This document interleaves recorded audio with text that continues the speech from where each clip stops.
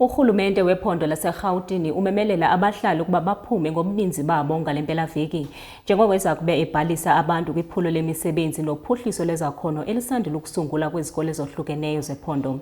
Eli phulo elibizwa nge-iCrush Nolova Jobs and Skills Program liphethelelwe kwiveki ephelileyo njengenxalenye yeenzame zikarhulumente wephondo zokuqubisana nomba wentswelangqesho kunye nokushokoxeka kwezakhono.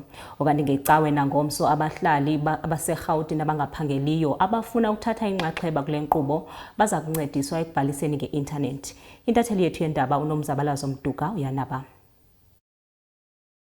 Urhulumente wephondo laseRhawutini ukhumbuza ekwamemelela abahlali beliphondo ukuba ngomgqibelo nangecawe kule mpelaveki baphume ngobuninzi basingise kwizikolo ezikufutshane nabo njengoba kuza kube kuphunyezwa iphulo elisandula kusungulwa iCrush Nolova Jobs and Skills Program neza kubonelela abahlali abangasebenziyo.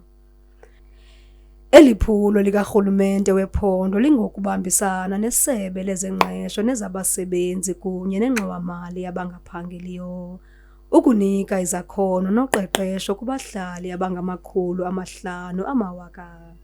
Amathuba oqeqesho akhethwe ngocoselelo ngenjongo yokuvala umsantsa phakathi kobonelelo ngezakhono neemfuno zemalike yemisebenzi ekhulayo eMzantsi Afrika. Kwaye awakhethe bani, akukho minyaka ibekiweyo ingumqobo othintelayo. Amathuba oqeqesho aza kuqinisekisa ukuba abathathi nxaxheba besakugqiba bayaqeshwa kwaye baqale amashishini wabo.